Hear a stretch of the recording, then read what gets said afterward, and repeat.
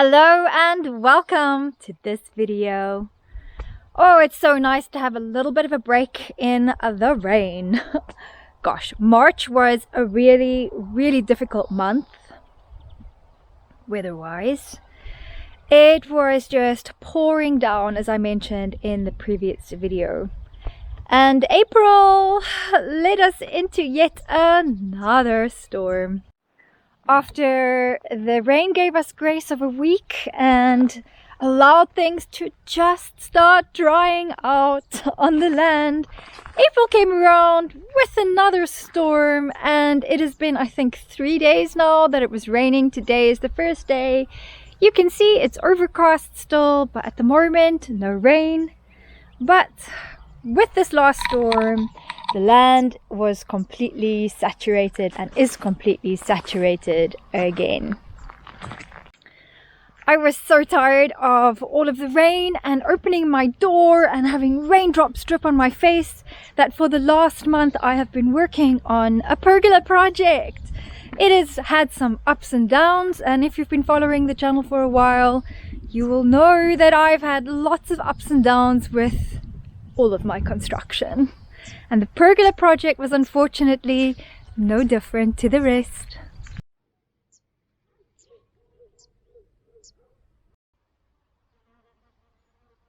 The pergola project had a few ups and downs and many head-scratching moments. So join me in today's video as I take you through what's happened in the last 2 weeks. This is Girl Meets Farm. I had planned this pergola project for some time to get rid of this old chicken coop and unsightly metal structure that was on the front of the house structure. And together with my friend Gert, we demolished the chicken coop and started building the framework of what would be the new pergola project. Now let's continue and get the roof up. It's the next day. And things sure look different out here already.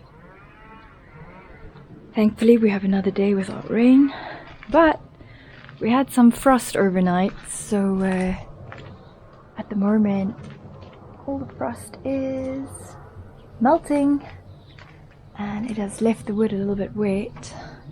That's okay.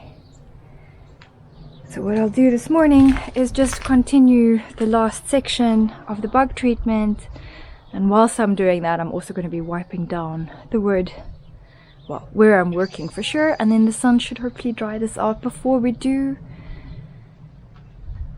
the ceiling.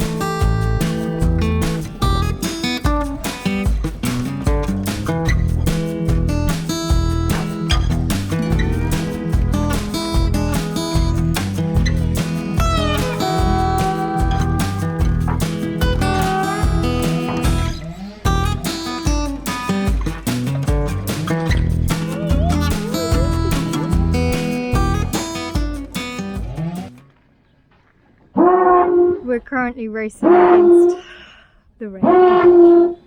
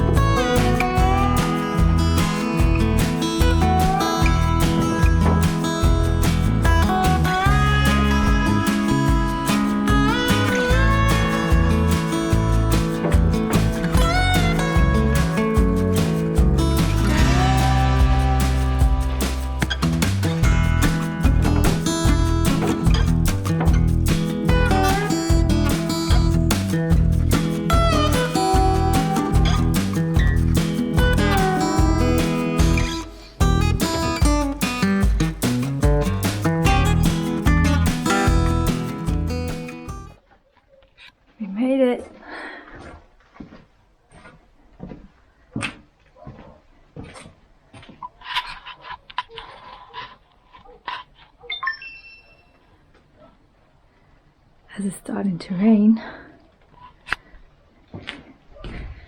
We didn't get a chance to put the membrane up, but we did put plastic on, and I'm too short to really show you that, but I do need to continue putting more tiles on.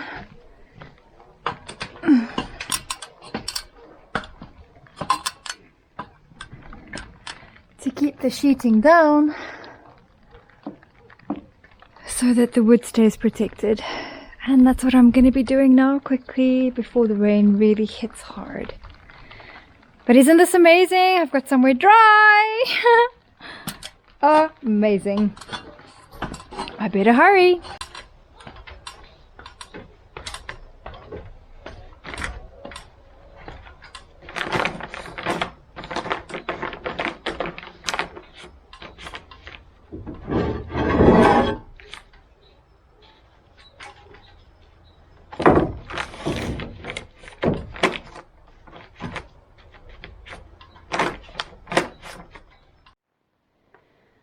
Today I have to put another sheet of plastic over the roof because unfortunately these tiles must have damaged the plastic sheeting, because last night of course there was water coming straight through the new wood and I can't get that wood wet because it's been bug treated, but it is not treated for waterproofing because we were going to put the waterproofer over it.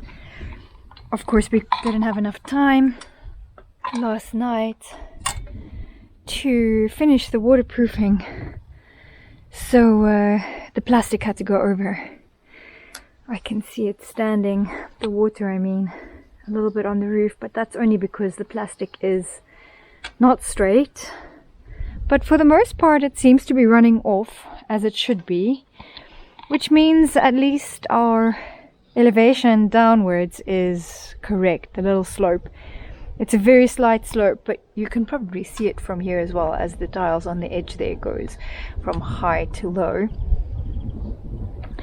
Anyway, and now of course as I want to come on, the wind has decided to come up as well, so this is not going to be fun, trying to work with a big plastic sheet in this wind. And unfortunately my plastic sheet that I've got today is not big enough for the roof, and the water was literally coming through on every one of these lines, so where there's tiles, and my sheet is not that big.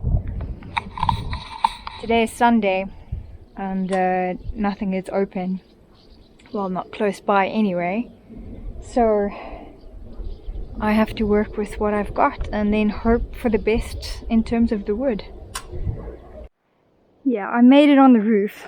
I can't tell you how uncomfortable I feel standing on this roof.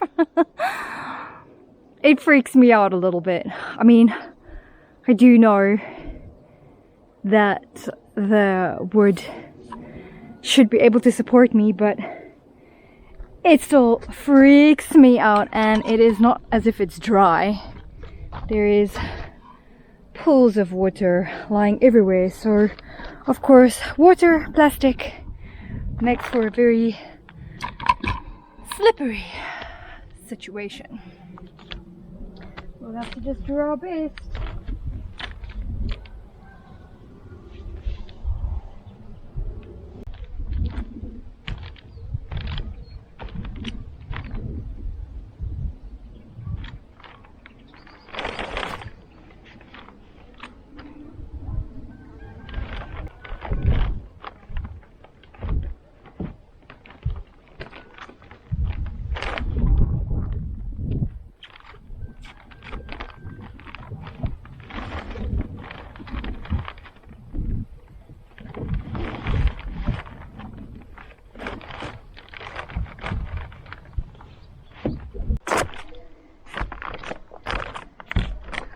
I'm so not comfortable with this.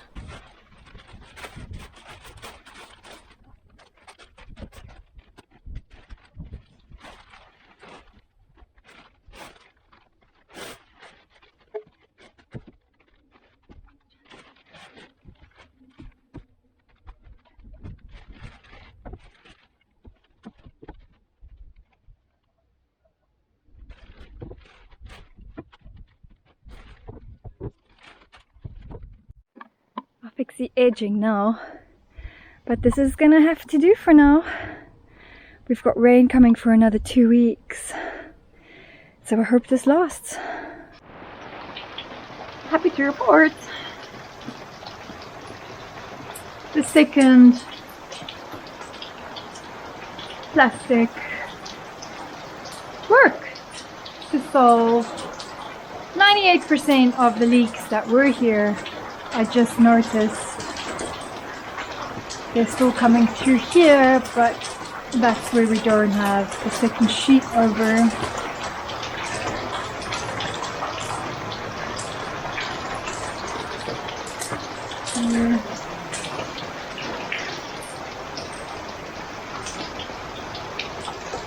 Possibly up there. Alright, but okay. I'll take 98% fixed.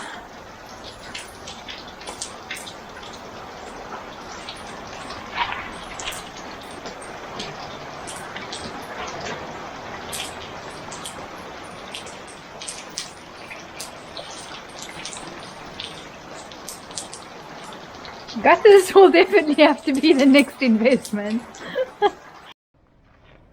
Today is meant to be the last day of the storm, and I must say I'm super happy. The plastic that I put up and taped on lasted pretty well throughout really heavy rains, heavy gale force winds, and I'm pretty pleased with how things held up in general.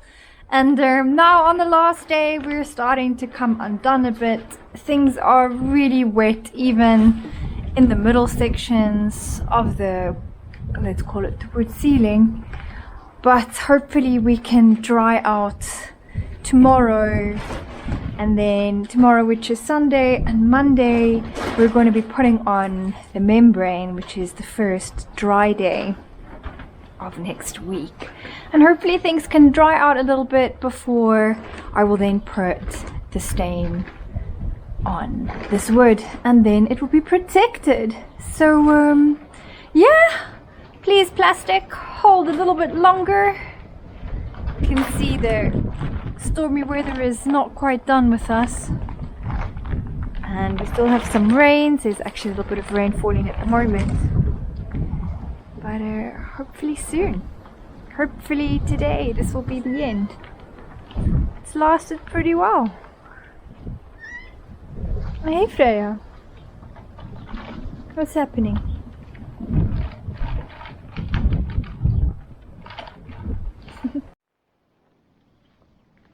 To save money, the whole idea of the pergola roof was to use these old roof tiles of mine. The problem is I know that there's at least 3 different kinds of tiles lying in here, and you can't mix and match these tiles because sometimes they differ by as little as half a centimeter, like 5 mils, and that can set your whole roof off.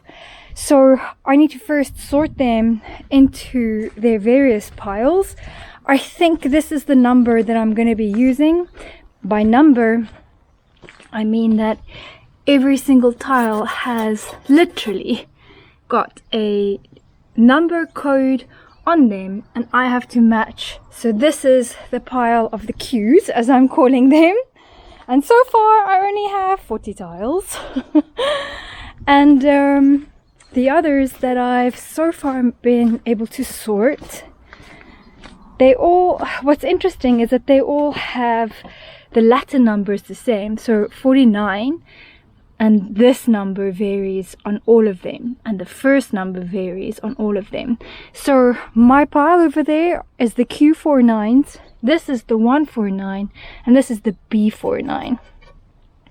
So these, as far as I know, are unusable because they literally have to match exactly.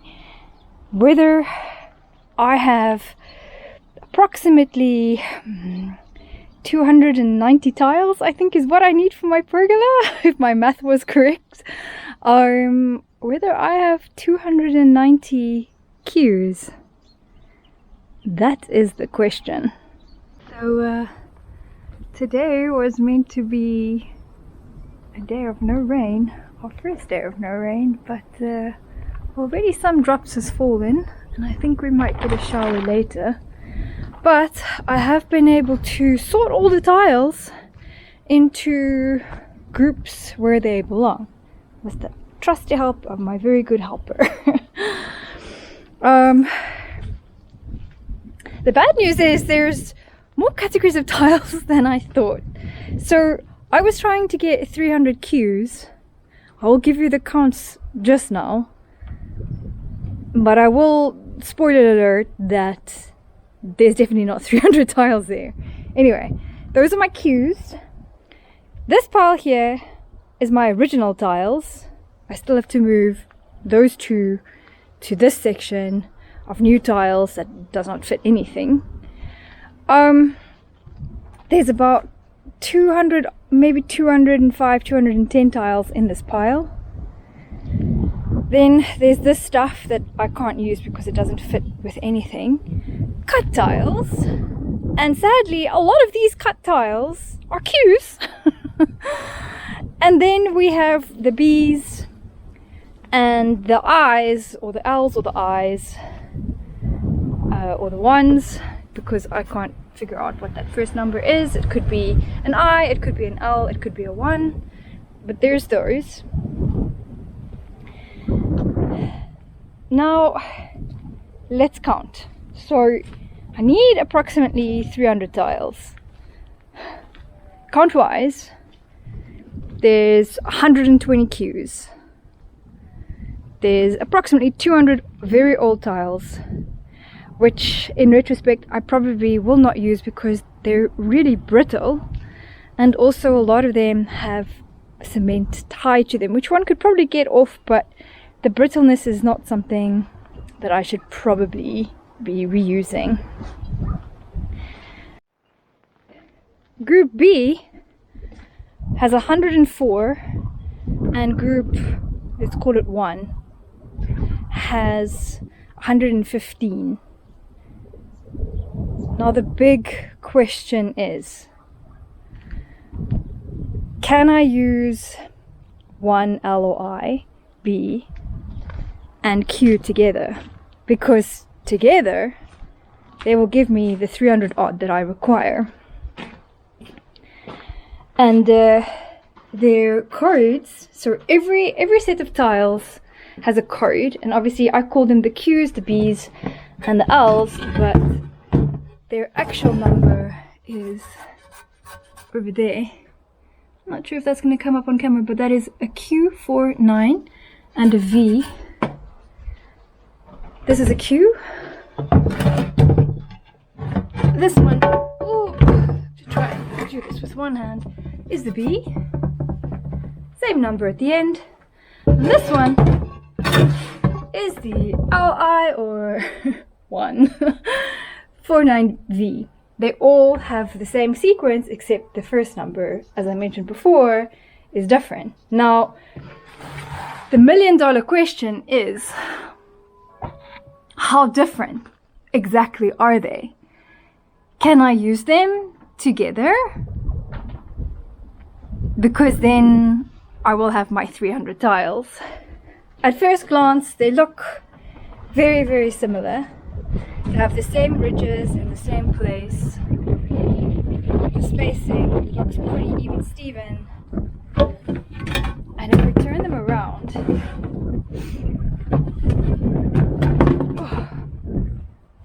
they do look pretty even Stevens on the back end as well. And this is the side that actually counts.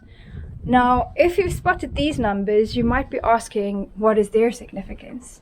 Do they matter? And the answer is, from what I can tell, no, because every tile has its own number on the bottom, and I think that was just a tile count. I'm hoping you do not have to lay them in sequence, because I bet you I do not have the sequence that is from 1 through whatever number it needs to be, 300. But where it matters is the ridge spacing here. Of course, the angle of the cup, the height, the width, the height, the width, all of that matters.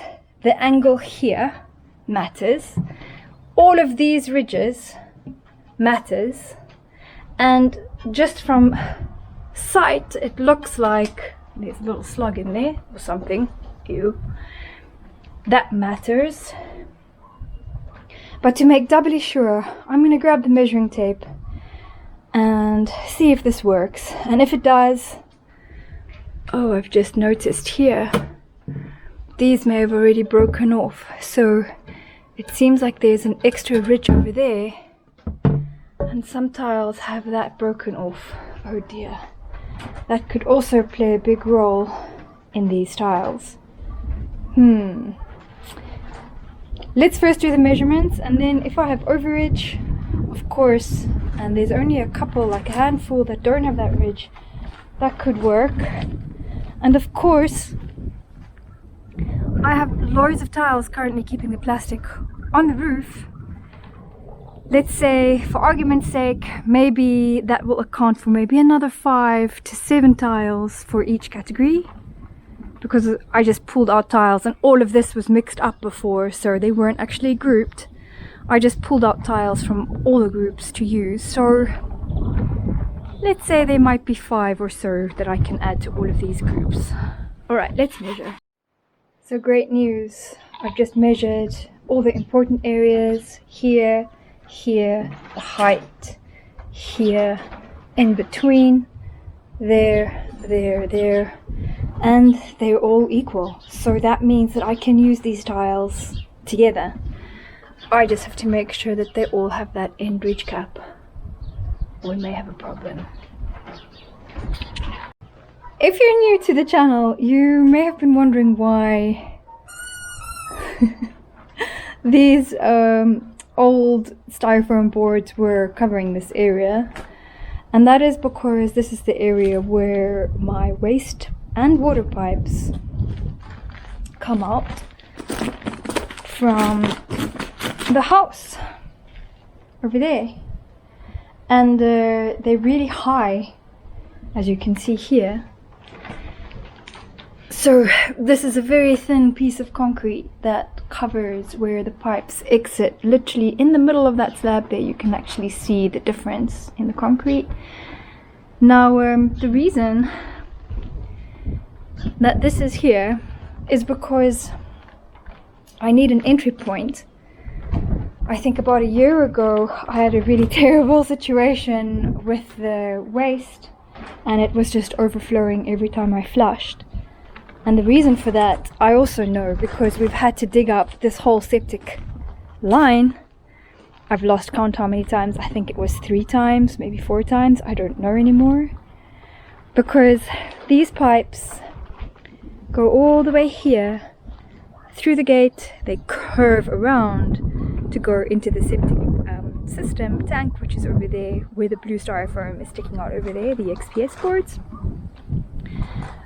Yes, I know. Very long way to go, big curve, so I've always had issues with the septic system.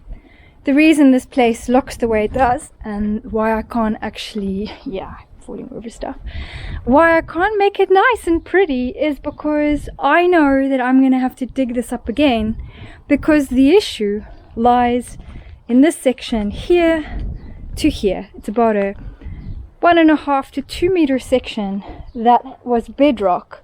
So we had a very small fall. I think it was 0.3 moles per meter. And over this distance, I don't think that that was enough of a fall. It should have probably been more. But it flows down to here, and at the bedrock section, it literally goes up, and then it goes down. At the end, at the gate there, it goes up, and it goes down, and again, in front of the septic, it goes up. Now, you don't really need to be a scientist to understand that that is just not logical.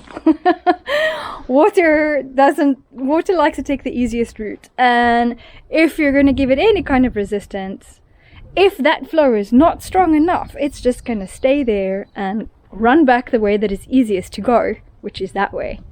So I had that horrible waste issue a year ago, and at the moment there is this opening here so that if something goes wrong that I can access my waistline to fix it again.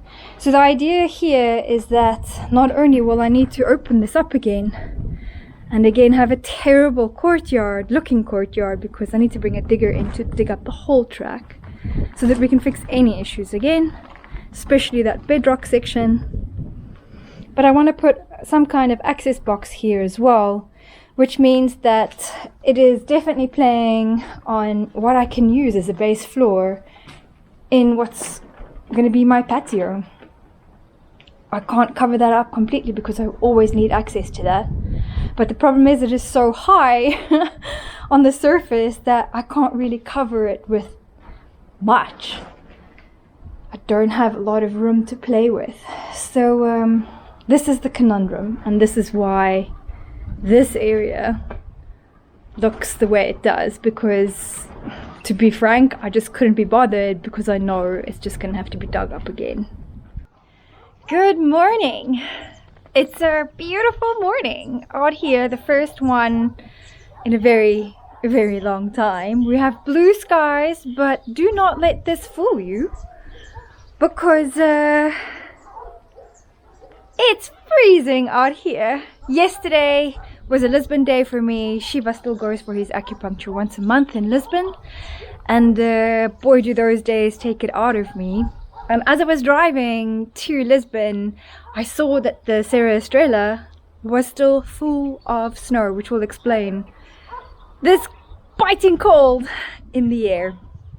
But yesterday was not a day that work didn't get done.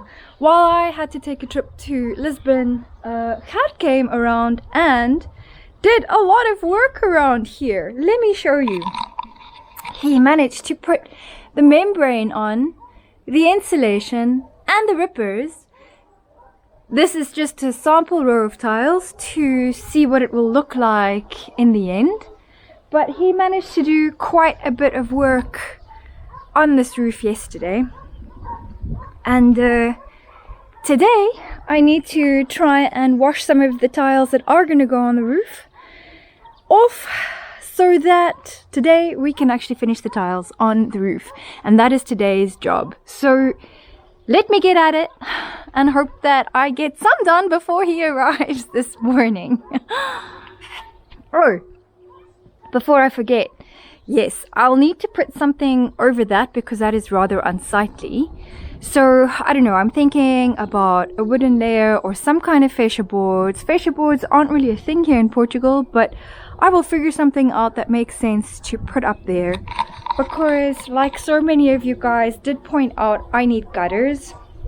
The idea was always to get gutters, but I never wanted to put them on the main roof because I knew that I was always going to do a pergola, and the idea is to actually put them here on the outside of the pergola.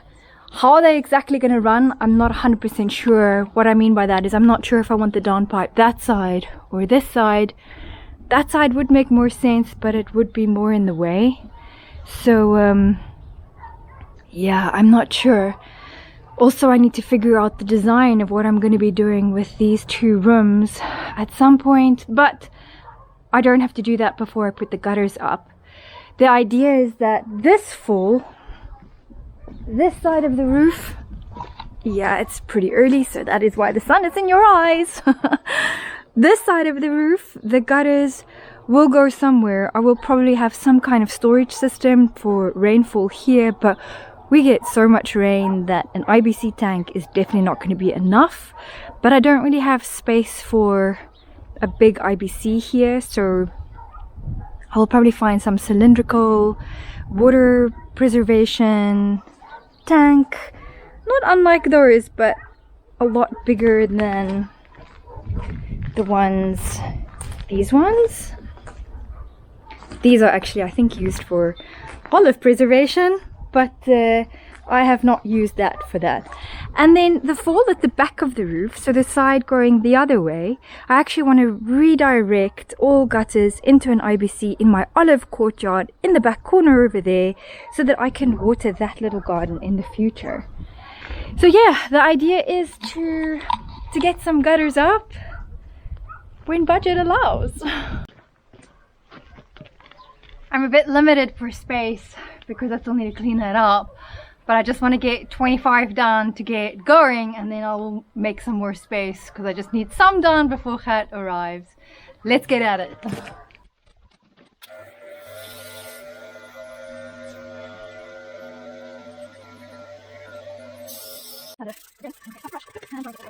So a jet wash, a little scrub, and another jet wash. Is it perfect? No, but you know what? People pay a lot of money for tiles to look aged, so we're gonna go with that.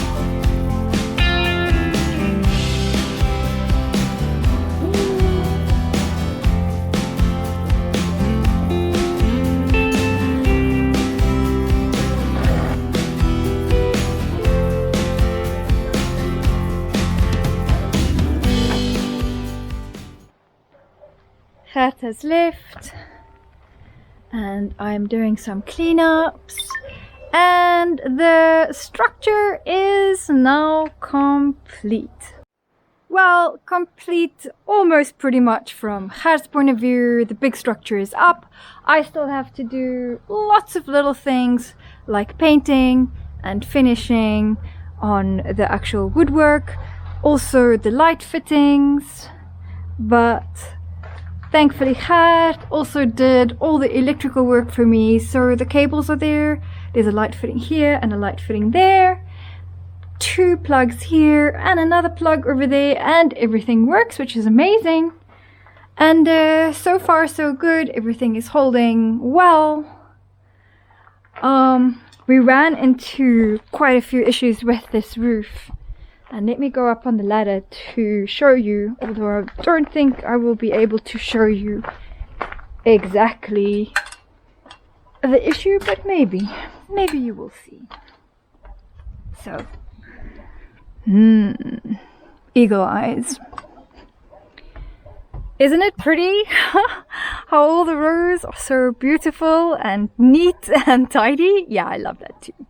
So the issue with this roof was, if we rewind a little bit back to the pergola, we remember that the beam is straight, but my roof is actually not straight. So on this side we had quite a bit more space under the roof, but on that side we did not. So the issue we ran in, if you look at the very first row of tiles of the pergola, we had to cut those tiles to try and fit them under the roof tiles that are coming down. And in some areas that is a little iffy, to say the least, where roof tiles have been lifted. So I have to keep a very close eye on the rain situation to see if anywhere my roof leaks. Hopefully the pergola should be okay, because those sections are technically under the roof, although all the water will be rushing down there and hitting probably the second tile, so I'm hoping from there will go down. Now, the fall actually does look like it's going this way, doesn't it? It looks like it's going left and not right, as it should. There is a 12 centimeter fall between the beam and the end. Usually they recommend 15 centimeters. I decided to make it 12, 3 centimeters less, because I needed the height under the pergola, because I don't have enough height underneath. So the fall of the roof is a little bit tight. Also, originally I had not planned to put in insulation or tongue and groove, which increased the height of everything to the tiles quite a lot more. So originally we would not have had any of these issues. So this is kind of my own fault here, because I decided to do the insulation and the tongue and groove after the fact. However, when I did the measurements, clearly I did them wrong, because I thought we had that space, but I did not account for, I guess, the bulge in the tile well enough, because I thought that they would slide right under there. But they don't. So worst case, there's going to be some water either coming through on the wall or coming through my house. Best case scenario, I did test water running down here, and it kind of gets to the 4th row before it starts having issues with the fall, the gradient. The only thing we can do is to wait for some rains and then see how this plays out. But there's a membrane on here, there is insulation on here. In theory, it should hold. But it is up, and now finessing around the sides, around this side. Lots and lots of finessing to do.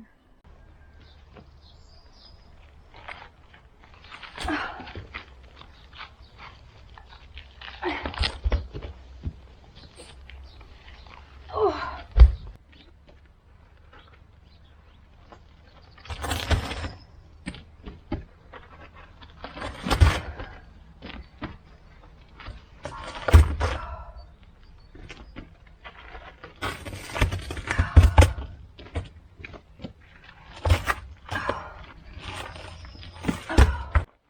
So quite a few people were asking on the last video what exactly isn't the same as what I wanted, or what I didn't like about the pergola. Well, my design was a little bit different to what I got. The wood sizes, everything from the wood sizes to the look of the structure is a little bit different. In some ways it is the same, but in some ways it is not. The most obvious is in the way that these guys have been put together. So usually the way that I do pergolas, we have this beam on top of this post so that the struts sit flush on the underside and here on the inside.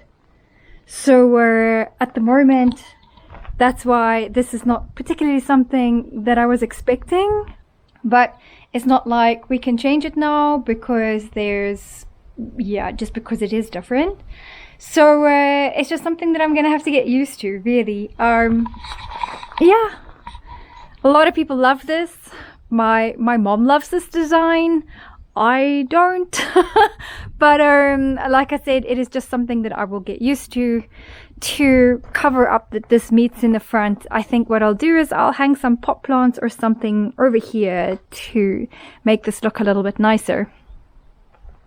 But yeah, that's really what it was about.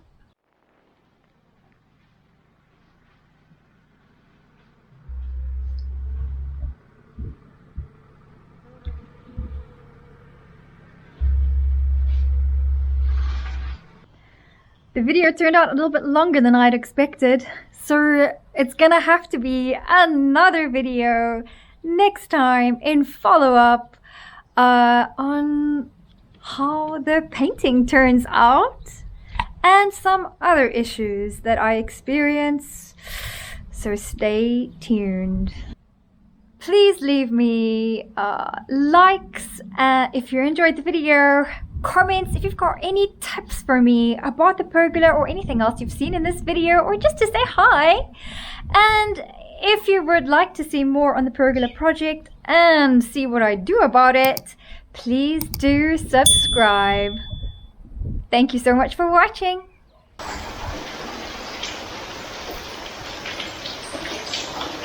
That smells great.